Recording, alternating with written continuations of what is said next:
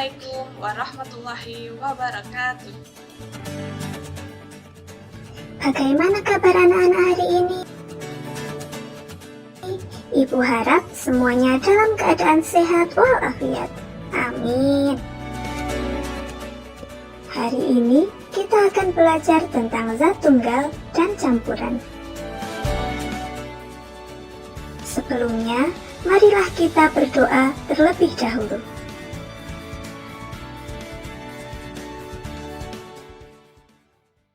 Bismillahirrahmanirrahim. Raditu billahi rabba wa bil islami dina wa bi Muhammadin nabiyyan wa rasula. Rabbi zidni ilma warzuqni fahma. Sebelum pembelajaran dimulai, Ibu akan menyampaikan tujuan pembelajaran hari ini, yaitu yang pertama, mengetahui materi zat tunggal dan campuran dengan tepat. Yang kedua, mampu menyebutkan contoh zat tunggal dan campuran dengan tepat. Yang ketiga, mengidentifikasi komponen penyusun campuran dan ciri-ciri campuran. Dan yang keempat, siswa dapat mengelompokkan benda ke dalam unsur dan senyawa dengan tepat. Pembelajaran hari ini, kita akan menggunakan aplikasi Zatika yang dapat diinstal di HP masing-masing. Aplikasi Zatika adalah produk skripsi yang saya susun sendiri. Jika aplikasi Zatika sudah terinstall, buka aplikasi, maka akan terlihat tampilan seperti ini. Kemudian klik mulai. Di menu ini ada video petunjuk penggunaan aplikasi.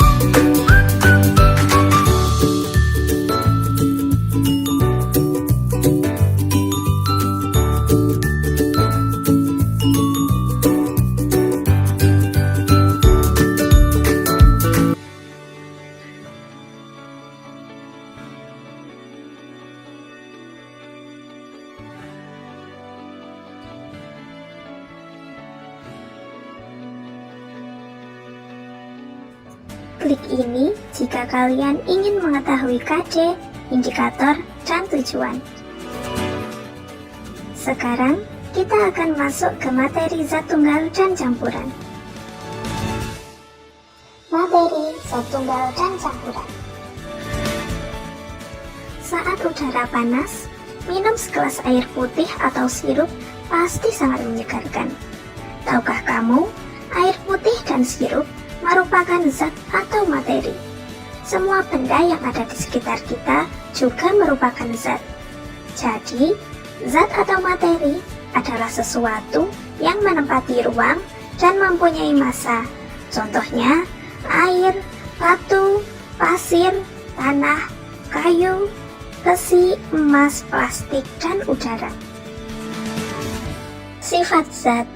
Semua jenis zat memiliki sifat yang sama, yaitu zat menempati ruang.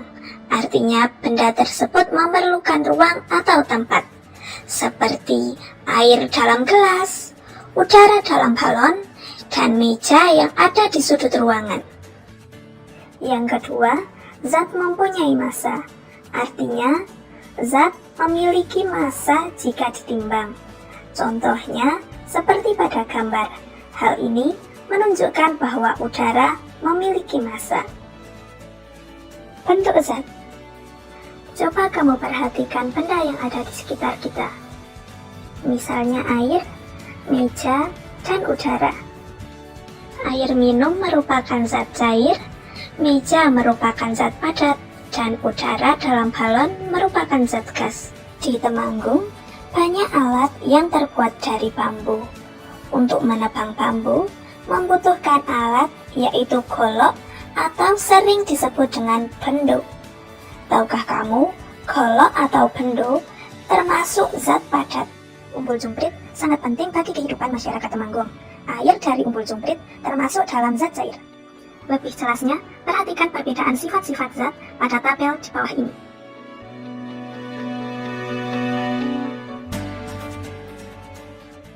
Zat tunggal dan campuran.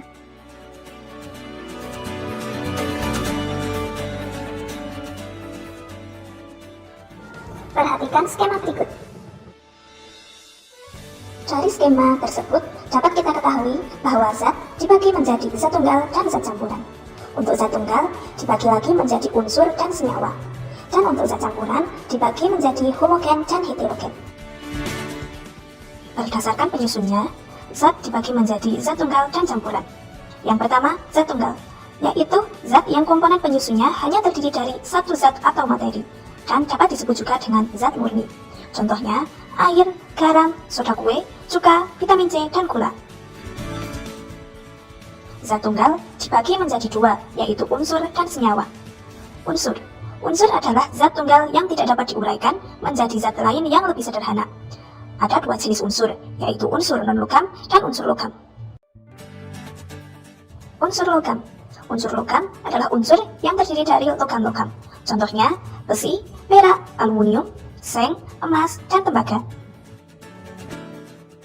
Tahukah kamu, petani Temanggung menggunakan sapit atau arit untuk memanen padi. Sapit terbuat dari besi, yang termasuk dalam unsur logam. Unsur non-logam adalah unsur yang tidak terdapat logam. Contohnya, hidrogen, oksigen, nitrogen, dan karbon. Zat tunggal selain unsur, yaitu senyawa. Senyawa terbentuk oleh ikatan kimia dari dua atau lebih jenis unsur. Contohnya adalah air. Air terbentuk dari oksigen dan hidrogen. Contoh yang lain yaitu garam, soda kue, cuka, vitamin C, dan gula. Selain zat tunggal, zat terbagi menjadi campuran. Campuran adalah materi yang berupa kumpulan dari dua zat atau lebih. Dalam zat campuran, sifat-sifat zat asal masih tetap tampak. Contohnya pada teh manis, yang terdiri campuran air panas, serbuk teh, dan gula pasir. Campuran terbagi menjadi dua, yaitu campuran homogen dan campuran heterogen. Campuran homogen adalah campuran yang zat penyusunnya tercampur sempurna. Pada zat campuran homogen ini, zat penyusunnya tidak dapat dibedakan. Campuran homogen yang berbentuk cair disebut juga dengan larutan. Contoh, udara, air garam, sirup, perunggu, kuningan, baja, larutan oralit, dan lain-lainnya.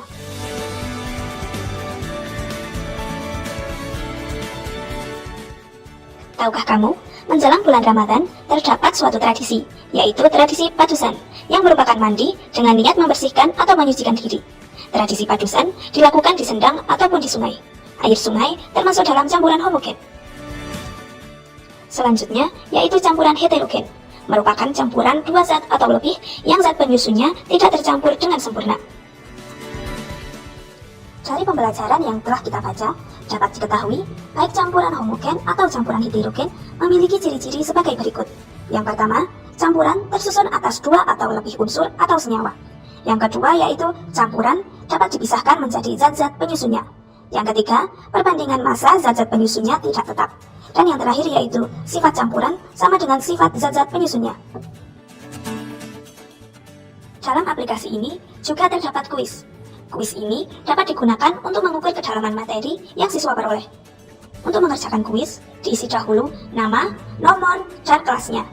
Setelah itu, kerjakan soal yang telah disediakan dengan sungguh-sungguh. Jika sudah selesai, lalu klik simpan sampai muncul notifikasi tersimpan.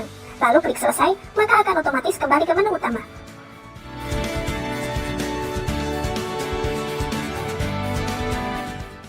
Di menu ini terdapat menu profil pengembang, yaitu saya. Hari ini kita sudah belajar tentang zat tunggal dan campuran, mengetahui unsur dan senyawa, menyebutkan contoh zat tunggal dan campuran, serta mengetahui campuran homogen dan campuran heterogen. Hanya ini materi yang dapat Ibu sampaikan. Marilah kita ucapkan kalimat hamdalah. Alhamdulillah. Terima kasih. Wassalamualaikum warahmatullahi wabarakatuh.